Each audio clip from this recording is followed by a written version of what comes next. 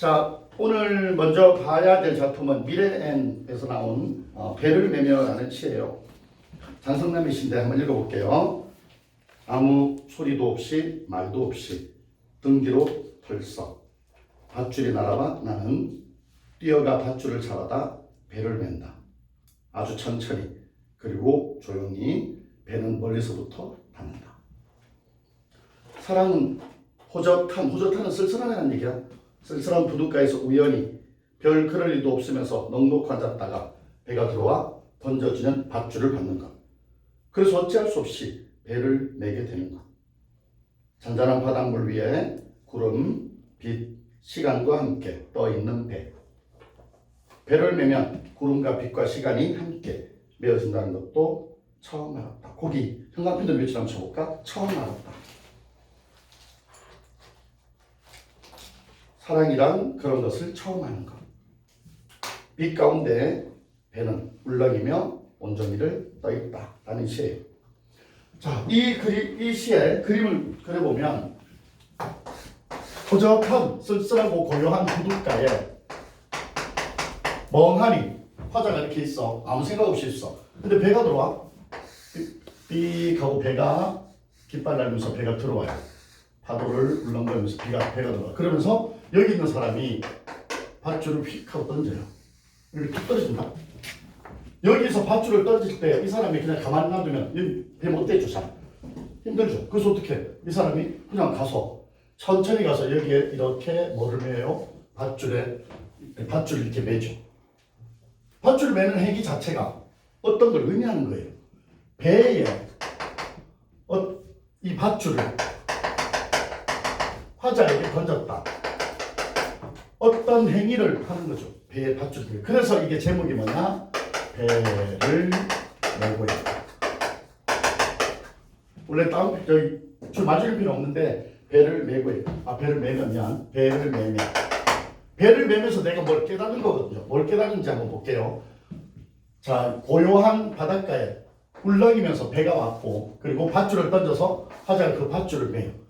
이 배는 사랑하는 어떤 대상이 될 것이고 이것은 인연이 될 것이고 그걸 맨다라는 것은 사랑이 어떻게 된다? 배를 맨다는 밧줄 맨다는 바로 사랑이 시작되는 힘이 되겠지. 여기서부터 시작하는 거예요. 배에 밧줄을 던져서 매고 어떤 대상과 인연이 시작된다라는 의미가 되겠죠. 이까지는 쉬워요. 어떤 사랑의 대상에 밧줄을 던져서 인연이 시작되고 사랑이 시작되는 거. 근데 이게 어떻게 시작된다 그랬지? 느닷없이 우연히 그리고 갑자기 이랬잖아.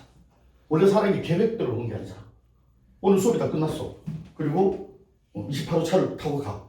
근데 옆에 옛날에 예은이가 1년 전부터 봤던 남학생이야. 내 스타일이 아니야. 재수가 없어. 그냥 얼굴이 네모네. 별로야. 뭐 그런 애야. 그런데 갑자기 오늘 가다가 급정거를 28호 차가 딱 했어.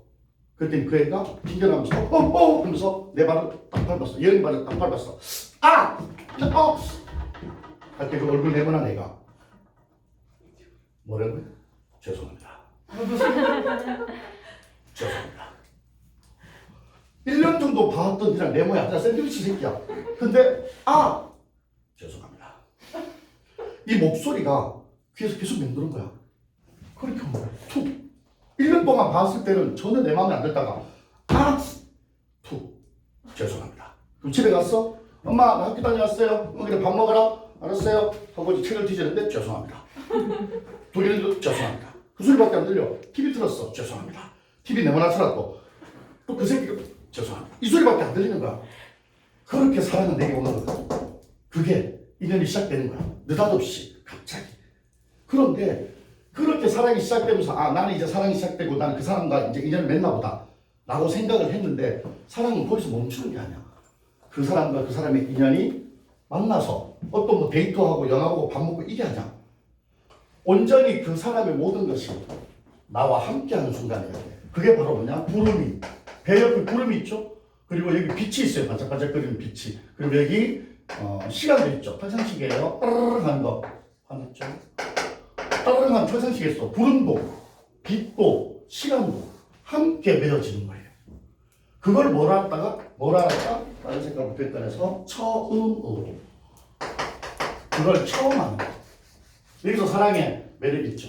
전에는 몰랐는데 그걸 알게 되면서 나는 처음으로 사랑의 본질을 알게 된 거야. 사랑의 본질은 뭐야?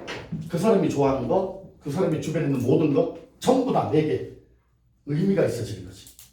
선생님 옛날에 얘기했나? 저는 순대 못 먹었거든. 순대 왜 못 먹어? 징그러워. 순대 돼지 창자잖아. 곱창 안 먹어요. 왜 먹어? 징그러워. 막 소곱창 막 이런 거잖아. 소내장 닦고? 그런 눈으로 왜 그러는데. 쌤도 되게 러처리하고 되게 우아한 사람이에요. 항상 와인에 김치를 이렇게 좀 먹어서 먹는데 나 못 먹어. 순댓국 안 먹어. 막 돼지 선지? 돼지 피라며. 집사람을 만나고는 우리 집사람은 어디서 뭐 농민 순대 뭐 순댓국에 대해서 뭐 일각이 있는 사람이야. 맨날 순대 먹으러 가요. 뭐 어떻게 먹으러 가면 가야지. 구름 빛 시간에 함께 하니까 가야지. 뭐 어떻게 같이. 그리고 순대를 먹지. 못 삼켜. 이게 돼지 선자라는 생각하니까 못 삼켜. 먹으니까 오빠 순대 안 좋아해? 너무 좋아서. 너무 좋으니까 이게 막 기분 넘쳐서 이게 넘어가지. 너무 맛있어. 근데 표정이 왜 그래? 나 원래 기쁠 때 그래. 표정이 그래. 그렇구나. 결혼을 하고 집사람이 내가 순대 못 먹는 걸 알았어요. 그런데도 순대 먹으러 다녀. 그러면 집사람은 나와 함께 구름과 빛과 시간을 함께 하지 않는 거야. 혼자 먹는 거야. 내가 좋아하는 바둑을 싫어하는 거야. 뭐 또 바둑 TV야? 끊어! 하고 드라마 보는 거야. 아직 구름과 빛과 시간이 오려면 멀었어요. 그러니까 이 밧줄이 느슨한 거죠. 이 밧줄이 느슨해서 일어나는 일은 조금 있다가 또 시간이 나와요. 그래서 뭘 한다? 처음으로 구름과 빛과 시간, 내 주변의 모든 그 사람 주변의 모든 것들이 의미 있게 오는 거죠. 나와 함께 살아간다는 사랑의 본질을 직접 아는 거죠. 그래서 그 맨 마지막에 보면 처음 알았다. 사랑이란 그런 것을 처음 아는 것이라고 했죠. 그걸 아는 순간 바닷물이 울렁이듯 내 마음도 부둣가에 있는 내 마음도 이렇게 울렁울렁 거리는 거예요. 왜? 너무 기분 좋으니까. 사랑을 시작하고 그 사랑이 이 모든 주변 환경들이 온다는 걸 느끼니까 내 스스로가 그 울렁거림과 설렘과 기분 좋은 그 묘한 끌림 이런 게 있는 거죠. 오늘 너희들 수업이 6시 반에 끝났어. 9시에 수업 시간인데 2시간만 뭐 하지? 어떡하지? 솔로들은 커플들은 2시간 반이면 딱 영화 보면 되겠다. 밥 먹고 영화 보고 커피 먹고 하면 어쩌라겠는데 어떡하지? 미치죠. 지금은 엮으면 안 돼요. 지금은 오는 밧줄 족족 던져요. 밧줄 오면 밧줄 얼굴 밟고 던져. 이렇게 생기다 던져. 팍팍 총 쏘고 막 다 없애버려야 돼. 이런 밧줄은. 대학 가면 있어요. 엄마 아빠들이 맨날 얘기하잖아. 야 너 대학 가면 진짜 괜찮은 남자 많고 괜찮은 여자 많으니까 뭐 거기 가서 사귀어라고 하지. 없어요. 없어. 야 고등학교 때 없다니까 갑자기 대학에 툭 나타나니 뭐 밧줄 던지시 우연히 툭 뭐 이렇게 되는지 아니? 썩은 동아줄만 자꾸 와. 대학 가면 없어. 근데 왜 자꾸 우리가 대학 가서 사귄다, 대학에서 만나자라고 생각하는 줄 아냐? 그런 꿈이라도 꾸고 있어야, 그런 생각이라도 하고 있어야 현실을 열심히 살 수 있는 거지. 그리고 얘들아, 난 40에 장가갔어. 그 전까지만 해도 얼마나 수없이만 그런 눈으로 보지만 많이 내가 던졌지만 전부 거부하고 신고하고 뭐 스톱 다시. 근데 언젠가는 내게 올 이 밧줄을 위해서 내 스스로를 준비하고 가다듬고 있어야 돼. 예리하게 준비하고 언제든지 희생하고 언제든지 감싸줄 준비를 하고 있어야 돼. 그래서 그 사람의 주변까지도 다 포옹하고 감싸줄 수 있는 그런 내 스스로의 준비가 돼 있어야 돼. 내가 사랑의 준비가 안 돼 있잖아. 그러면 나와 사랑하는 사람은 얼마나 불행하겠냐. 나 스스로가 나를 사랑하지 않잖아. 나를 아끼지 않잖아. 그런 나를 사랑하는 그년 또는 그는 얼마나 불행하겠냐. 내가 나를 아끼고 또 다른 사람한테 사랑을 베풀 준비가 되어 있으면 훨씬 나중에 이런 배를 매는 행위가 이루어졌을 때 너무 좋겠지. 자, 그래서 우리가 이 모든 진정한 사랑의 의미를 가지고 배를 매매라는 것을 감상을 해야 된다는 거지. 그 외에 이것의 의미라든지 배의 의미, 밧줄의 의미 이런 것들은 다 그 이후에 일어나는 거지. 그러니까 시를 보고 감상을 하고 이런 내용으로 이루어져 있거나 먼저 보라는 거지. 그런데 정박하고 있는 배만 있는 게 아니야.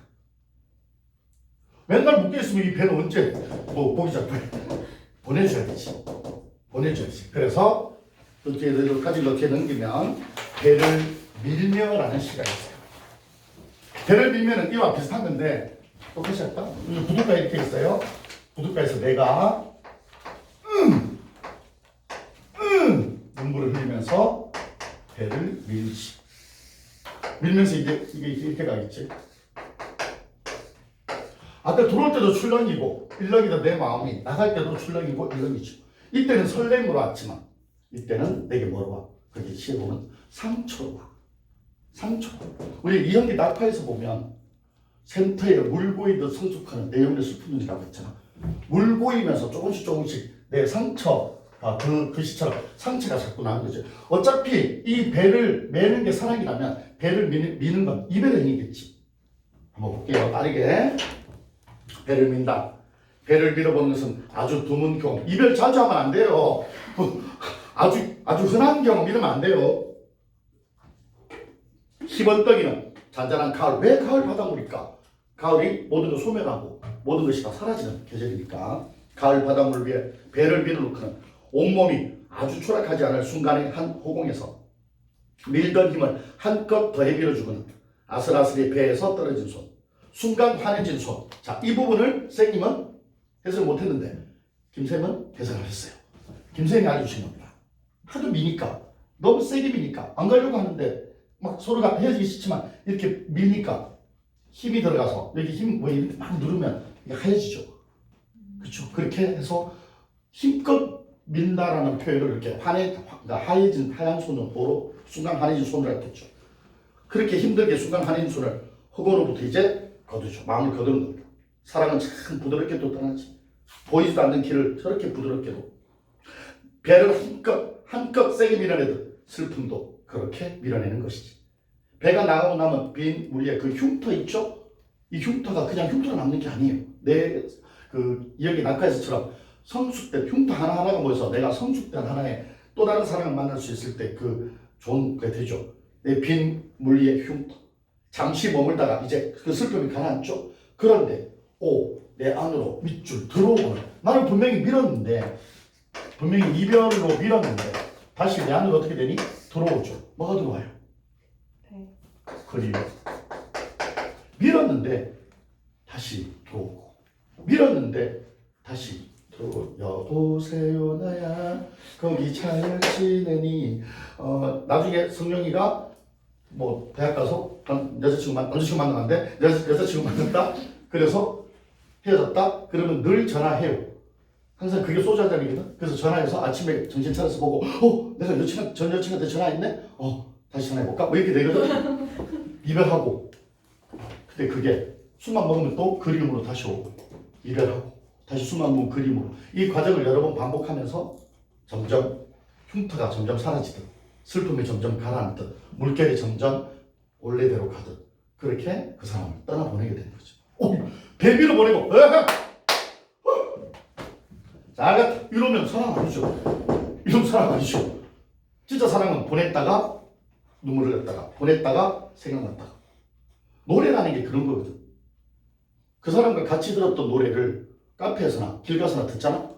그러면 몇 년이 지나도 생각이 나는 거야. 근데 그게 사랑의 감정은 아니야. 사랑의 감정은 쉽고 그 시절 나의 모습과 또 그때 젊었을 때 나의 그런 어렸을 때 모습 이런 것들하고 묘하게 오버랩되면서 그 사랑의 내 지난 청춘에 대한 아쉬움이 묻어나면서 그런 거야. 그래서 아빠 엄마들이 이 TV 보면서 뭐 좋은 노래 들으면서 공상이 잠기고 그러니까 상념에 잠기는 것 그녀나 또는 그 때문이 아니야. 그 시절에 화려했던 나야. 20살의 나, 29의 나가 그때를 기억하는 거지. 걔는 뭐 하고 있을까? 이건 아니야. 그렇게 되면 큰일 나. 그럴 때는 너희들이 엄마, 아빠 정신 차리세요 라고 해줘야 돼. 배를 매매와 배를 밀며를 통해서 사랑의 본질은 뭘까? 나오지. 그뿐만 아니라 그 주변의 모든 것들까지 이해하고 긍정하고 배려하고 조화롭게 내려주는 하루. 그게 이 시의 소리가 배워질 거야. 자, 다음 시로 넘어갑니다. 시간 내 요것은 수필인데 이 문구는 원래 소설가거든요. 다시 할게요. 네, 성난 풀잎이라는 이 문구의 수필입니다. 선생님이 이 수필 옛날에 봤을 때 되게 좋았다는 느낌이 드는데 한 장 넘기면 여기 비어있는 부분 있죠? 여기다가 한번 그림을 그려봅시다. 먼저 제목부터 볼까요? 이쪽 책 한번 땡길 수 있어요? 성난 풀립. 소재는 풀립이고요. 그럼 성이 났죠. 풀립이 왜 성이 났을까? 성이 왜 났을까에 대한 대답이 여기 나와 있어야 돼요. 이 수필에서. 그리고 성났다는 이유가 뭘까? 성났다는 의미가 뭘까? 성남의, 성이 화났다는 얘기죠. 성남의 의미가 뭘까? 요거 미리 얘기해 줄 수 있어요. 이 성남의 의미는 바로 풀독이에요. 풀이 성나서 내가 풀을 베는데 풀독이 이렇게 오는 거야. 풀독이 뭔지 알죠? 간질간질한 거, 환장하죠. 그래서 풀독이 오는 것을 성났다고 해요. 그러면 이 풀잎이 풀독이 올라서 성이 난 거예요. 여기에 있는 나는 두 가지로 나는 거야. 농부와 똑같이 난 농부라고 해서 이렇게 농작물을 가꿔요. 우리에게 이익을 주는 것들이죠. 벼, 수수, 조 이런 농작물을 가꾸는 농부의 마음 돼. 그런데 내가 전혀 새로운 사람이 돼요. 뭐 하면서 이게 낫이에요. 낫으로 이제 뭐니 풀을 깎아요. 풀을 베는데 여기에 풀독이 이렇게 올라서 이렇게 다리에 이렇게 풀독이 오는 거예요. 농부였던 농부의 세모처럼 좋은 동그라미 나쁜 세모니까 농부였던 내가 이렇게 풀독 베는 경험을 통해서 다른 사람으로 바뀝니다. 이렇게 풀립이죠. 농작물을 다루는 농부의 마음에서 풀잎을 베는 나의 마음, 그러니까 풀잎을 베면서 내가 뭘 깨달아요. 각성을 하게 되죠. 뭐를 통해서? 바로 풀이 성났죠? 풀독을 통해서. 풀독이 오르기 전에는 이렇게 풀독이 오르기 전에는 뭐만 생각했어요? 농작물이 내게는 이익이고 이 풀잎 쓸데없는 잡초들은 내게 아무 의미가 없다 라고 생각을 했어요. 그런데 풀떡이 오르고 난 후 내 생각은 완전히 달라집니다. 자, 어떻게 달라지느냐? 풀잎, 잡초 너는 필요 없어. 이익이 되고 사람들에게 좋은 농작물만이 내게 좋아 라고 해서 인간 중심주의 사상이죠. 인간을 중심으로 합니다. 그리고 자기만 생각하죠. 내가 먹을 것, 이기적으로. 인간 중심적 사고를 가지고 이기적 마음을 가져요. 그런데 풀떡이 오르고 난 뒤부터 나는 풀이 왜 화가 났을까? 성이 왜 났을까? 왜 날 자르고 그래? 농작물이나 풀이나 다 공평하잖아. 이것들 둘이 없으면 지구상에 뭐 어떻게 다 살아남을 수 있겠어? 사실 지구에서 제일 필요 없는 건 풀이 잡초가 아니라 누구야? 인간이에요. 제일 해가 되는 건 인간이야. 인간이 없으면 지구 멸망할 일이 없잖아. 온난화다. 그래서 오르고 난 후에는 뭐 중심이야? 자연 중심이야. 자연을 중심으로 한 이타적인 마음을 내 스스로가 많이 깨닫게 되죠. 풀독은 그래서 뭐니? 내게 각성, 깨달음을 주는 소재로서의 역할을 하는 거죠. 풀독을 통해서. 자, 이런 걸 보면서 이 풀을 제거하면서 풀독이 오른 이 경험을 통해서 이 사람이, 이 화자가 무슨 생각을 하느냐? 너무 많이 우리는 농부가 농작물을 하는 마음으로 인간이 얼마나 중심이 된 사고를 하고 자연의 어떤 여러 가지 자연적인 사고들을 보는 거예요. 그래서 여기에 풀잎을 베면서 무슨 말을 하냐? 자연스러움이라는 말이에요. 자연스러움이라는 말이 중간에 포인트로 나와 있어요. 읽을 시간은 없지만 여러분이 읽으면서 그 자연스러움을 알아둬야 된다. 이 자연스러움은 인간 중심이 아닌 거고요. 그리고 이 풀잎이 자연스럽게 났잖아요. 누구나 뭐 농작물 날 때 풀잎이 하다 이런 건 없잖아. 농작물도 중요하고 풀잎도 중요하다. 다 자연의 하나, 일부 자연의 하나라는 얘기를 자연스러움에서 얘기를 합니다. 자, 우리가 한번 떠올려볼까? 우리도 그럼 과연 인간 중심적 사고를 가졌는지 아니면 자연이나 환경 중심의 사고를 가졌는지 볼게요. 곤충을 유해 곤충과 무해 곤충으로 나누는 것. 기억나죠? 유해와 무해가 누구 기준이에요? 인간 기준이에요. 모기가 유해 곤충이래. 야, 모기 피 한 바람 먹으면 죽으란 얘기야. 우리 보고 밥 안 먹으란 얘기하고 똑같잖아. 우리가 가렵고 귀찮다고 유해 곤충이라고 분류하고 그래서 방면해야 된다고 하면 모기 입장에서는 너무 힘들지 않을까? 정말 이런 자연중심적 사고를 가져야 되는데 인간 본위에 인간 중심의 사상을 가지는 것 시가 하나 있어요. 그 시가 바로 그 뒤에 넘겨볼까요?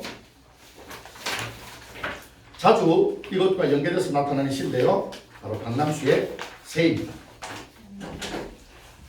새는 빠르게 읽어볼게요. 하늘에 까나론 바람에 여울 때서나 속삭이듯 서거기는 나무의 그늘에서나 새는 노래한다. 밑줄 칠까요? 새는 노래인 줄도 모르면서. 새는 그것이 밑줄 칠까요? 사랑인 줄도 모르면서 두 놈이 뿌리를 소리의 축제에 파묻고 따스한 체온을 나눠갔습니다. 새가요. 이쪽으로 지금 쓰면 되나요? 새가요. 두 마리가요. 새 두 마리가 남이 넥타이 나는 새야. 새 두 마리가 이렇게 서로 따스한 체온을 나눠줘요. 이 두 마리가. 그러면 그 주변에서 이 새를 보던 주변에서 이 새를 관찰하던 누가? 사람이 이 새가 관찰한 사람을 어머 쟤들 둘이가 뭐 한다? 어머 쟤들 둘이가 사랑하네. 쟤들 둘이가 노래하네. 새가 지지배 노래하네. 새가 아우 둘이 뿌리를 막 이렇게 체온을 안고 서로 사랑하네. 새 입장에서 싸우는 거예요. 새 입장에서 싸우는 거야. 새 뭐 모이 있는데 먹고 있는데 여 애가 딱 뭐요? 내 거야. 나도 막아내. 마침 돌아왔는데 암컷일 뿐이야. 얘는 수컷이고 얘는 암컷일 뿐이야. 둘이 모이갖고 싸운 이러고 있는데 내가 볼 때 서로 사랑하네요. 저희가 사랑하는 게 어딨어.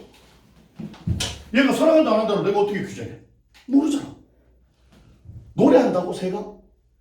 새가 그러면 아침에 막 일어나는데 이러고 있으면 답답할 거 아니야.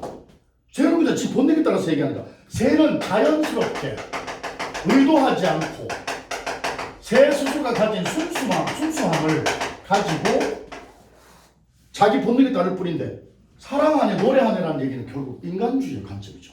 그리고 그것이 더욱 극명하게 나오는 것이 있습니다. 우와 무서워요. 인간만 이렇게 하고요. 자연은 그렇게 하지 않는데 새 볼까요? 2편 새는 울어 뜻을 만들지 않고 가려울까요? 거짓입니다. 거짓. 울어서 뜻을 만든다? 거짓이에요. 그리고 교태로 사랑을 가식하잖아요. 울어서 뜻을 만든다가 왜 거짓이냐? 내가 오늘 시험 봤어? 38점이야. 엄마한테 맞아 죽게 생겼어. 미리 준비합니다. 아랫입술 떨면서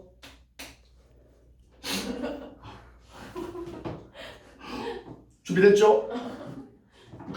클라이막스 쯤 왔을 때 엄마 너 왜 그래?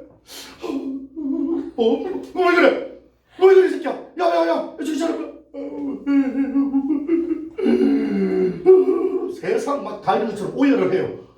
엄마 왜? 뭐 무슨 일인지 모르잖아. 난 정말 열심히 했는데 점수가 그렇게 울어도 두드리려 패런만은 패요. 어머 38점이나 오 미리 울었네. 38 될 수도 있지만 울면서 엄마가 정말 뜻을 만드는 거 사랑받아. 어떤 새가 그치 억지로 사랑을 가식하는 거 뜻을 만드는 거 사랑받겠죠.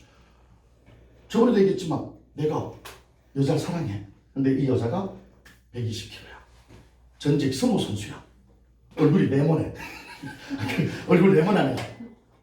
전혀 누구에게도 사랑받지 못할 만큼 별론데 외모도 그렇고 내 스타일이 아닌데 자기야 좋아.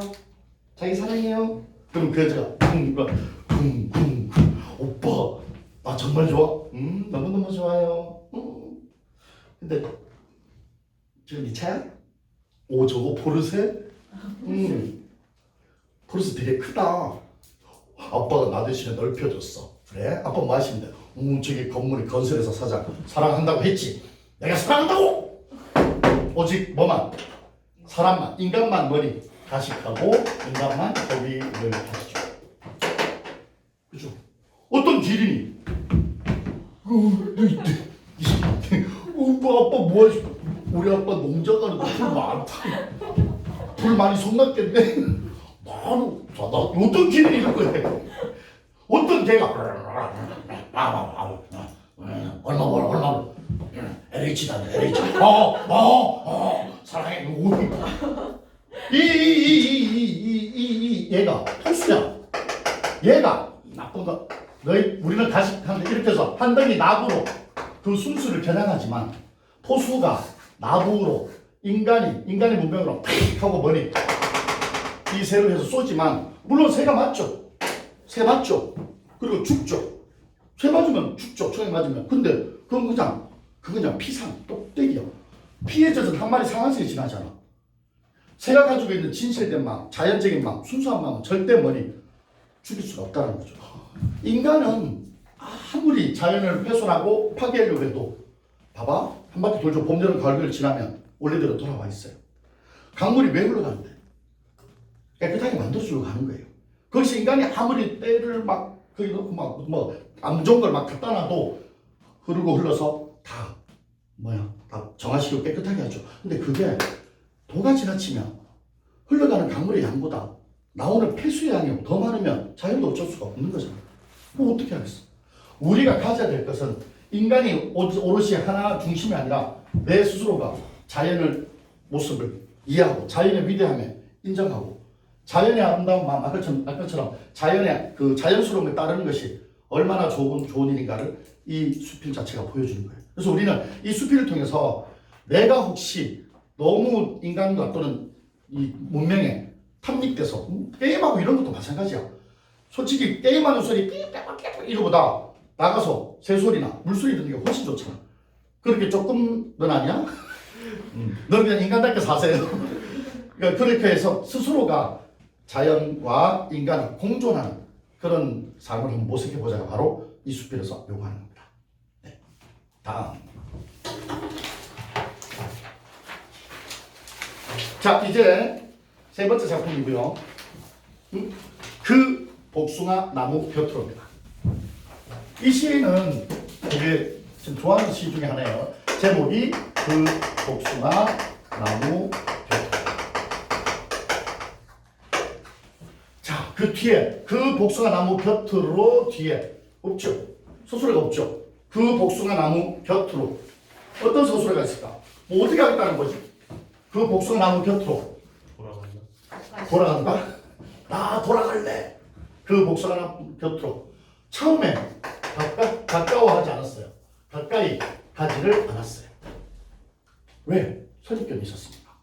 뭔가 선입견이 있었으니까 그 복숭아 나무 별로야. 가까이 가지 않았어. 그런데 뭐를 알아? 본질을 아니까 이제 그때부터 가까이 가게 된 거야. 뭐를 아니부터? 본질을 알면 본질을 알면 그것이 얼마나 내가 잘못된 생각이었던가를 깨닫는 거예요. 아마 한 개인의 추측에서부터 간 건데, 자, 그리고 여기 그라는 말 나오죠? 그라는 말 지시어죠. 그냥 복숭아 나무 곁으로라고 하면 되는데 왜 그라고 할까? 바로 이건 많은 복숭아 나무 곁에서도 하나, 딱 그거 하나, 그 나무 하나가 내게 이런 사물의 본질을 알게끔 계기가 된 거예요. 그래서 얘를 뭐라고 하냐? 초점화라고. 보통 사람들이 복숭아 나무라고 하면 여러 개의 복숭아 나무를 생각하는데 그 복숭아 나무라고 하면 하나의 그 복숭아 나무만 떠올리게 되죠. 그래서 내 생각을 초점화시켜서 형상화시키기가 좀 편하죠. 자, 그리고 나중에 알겠지만 이 복숭아 나무는 그냥 자연에 대한 이야기를 합니다. 복숭아 나무에서 내가 다른 어떤 세계를 더 이해하는 거죠. 우리 모토가 뭐야? 시어 또는 글을 통해서 감추어진, 가려진 다른 세상의 의미를 안다잖아. 복숭아 나무를 통해서 복숭아 나무와 똑같은 마음과 똑같은 모습을 가진 타인의 모습을 뭐하는 거야? 이해하는 거죠. 그래서 우리가 타인에게 가까이 갈 수 있는 거예요. 실질적으로 그 복숭아 나무 곁으로라는 이게 사람, 즉 인간과 자연의 모습을 다룬 것이 아니라 인간의 모습으로 나간다는 거예요. 자, 복숭아 나무가 어떤 건지 쌤이 오늘 아침에 부랴부랴 인터넷 보고 찾아봤어요. 맨날 나무 그리면 20년을 잊으라고 그랬어요. 꽃 그리면 20년을 맨날 이것만 했어요. 석양 보고 가면 쌤 이거 장미 아니에요? 그럴 때 장미 있었어요. 뭐라? 시끄러! 내가 계속 고집을 했다가 이번에 아주 좋은 계기로 선생님의 수업도 되돌아보고 포인트는 너희들인 것 같아요. 선생님이 어제 되게 마음이 안 좋았거든. 힘들기도 하고. 근데 생각해보면 너희들한테 맡겨서 얼마나 좋을까를 하면 이게 맞겠다 싶었어요. 실제 이제 그래서 나무를 이제 이렇게 안 그려. 옷도 이제 이렇게 안 그려. 복숭아 나무입니다. 요렇게 됐더라. 요렇게. 잠시만요. 좀비인가요? 잠깐만요. 나무 이제 여기서 이렇게 꽃이 이렇게 흰 꽃, 그런 꽃, 흰 꽃, 그런 꽃, 흰 꽃, 그런 꽃. 이게 이제 복숭아가 달리는 거예요. 갔다 온데 조치원 가면 복숭아 막 많이 판다. 아무튼 이 복숭아 나무가 이렇게 있는 거야. 내가 이 복숭아 나무에 오르기 전 이렇게 잘라줄까? 이렇게 잘라서 이 복숭아 나무에 처음에는 내가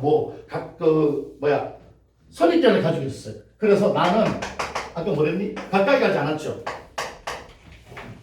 나 싫어 하고 복숭아 나무를 떠나요. 가까이 가지 않았어요. 이 복숭아 나무가 왜 싫었느냐? 선입견을 갖고 있다는 거죠. 어떤 선입견일까? 그립니다. 어떤 선입견일까? 흰 꽃과 분홍 꽃밖에 없을 거야. 얘는 흰 꽃과 분홍 꽃밖에 없을 거야. 그리고 얘는 그늘이 있는데 사람이 앉지 못할 그늘이었을 거야. 흰 꽃과 분홍색밖에 없고 그늘 자체는 사람이 앉지 못할 거였을 거야. 하고 뭐를 갖고 있었어? 이 나무에 대한 선입견을 가지고 있었어요. 그런데 그렇게 해서 나와 복숭아나무 사이에는 뭐가 있었어요? 이렇게 거리감이 존재했죠. 그런데 몰랐어. 흰 꽃과 분홍 꽃만 있는 줄 알았는데 아이고 내가 멀리서 이렇게 봤더니 이 흰 꽃과 분홍 꽃 사이에 즉 요 사이 여기 사이 이 겹꽃 사이에 수천 수만의 빛깔이 있었던데 그래서 내가 이걸 보고 새롭게 인식을 하게 된 거죠.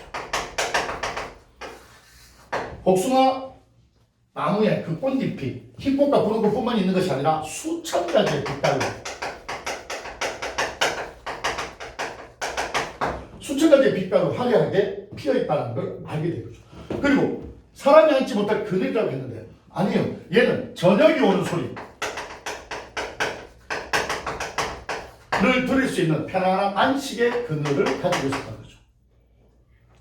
여기서 저녁이 오는 소리는 시험도 잘 나오는데 저녁은 뭐니? 눈에 안 보이는 거죠. 동짓달 기나긴 밤을 소리 듣는 거하고 똑같죠. 그러니까 추상적인 걸 뭔가 청각적으로 감각화시킨 겁니다. 자, 이 저녁이 오는 소리 할 때 이 저녁이 뭘까? 우리 보통 일 끝나고 집에 가면 뭐 할 수 있어요? 집에서 휴식할 수가 있죠. 그죠? 그래서 정치적인 용어로 뭐 저녁이 있는 삶 이랬잖아요. 그렇죠? 근데 선생님들 같은 강사 선생님들 같은 경우는 저녁은 없죠. 저녁이 더 바쁘죠. 그죠? 우리는 뭐야? 새벽에 있는 삶이죠. 그리고 새벽에서 새벽에 12시 끝나서 밤 12시 끝나서 나가면 아무도 없죠. 그죠? 그리고 다시 집에 가서 자요. 그리고 또 저녁에 와요. 일하고 새벽에 와요. 먹을 게 없잖아. 너희는 누구랑 우리랑 생활이 비슷하지 않니? 어쨌거나 자, 수천 가지 저녁은 휴식이 있는 공간임을 이야기합니다. 자, 그래서 이런 부분들을 대상으로 해서 요거는 그래서 요 밑에다가 쓸까요? 멀리서만 지나쳤고요. 멀리서만 지나쳤고 얘는 대상의 본질을 이해합니다.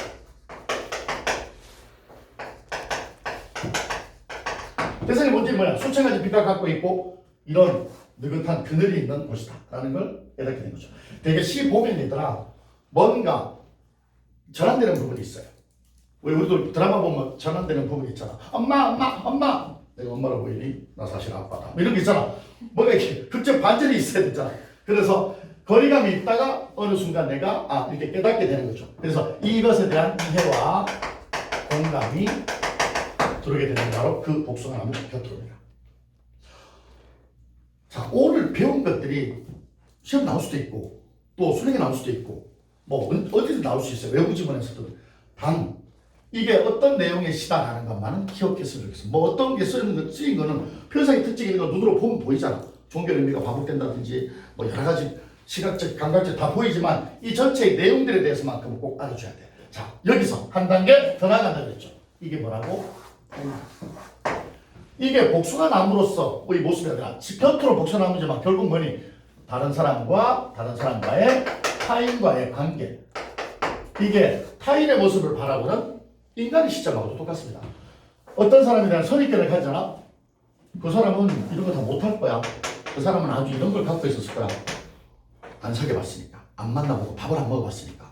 어느 날 봤더니 내가 몰랐던 그 부분들을 이 사람들은 너무나 많은 빛깔과 너무나 많은 편안함과 안식으로 내게 다가올 수도 있는 거죠.